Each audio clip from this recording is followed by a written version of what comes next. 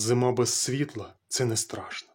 Страшно без сина, без тата, без брата, без душевних розмов, без вечері разом, без тих, кого забрала війна.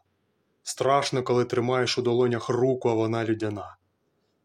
Зиму без світла можна пережити, а втрату можна? Мабуть, ні. Бо їх вже більше не вернути, не обійняти, не притулитись, не поцілувати і не заговорити, бо вуста німі.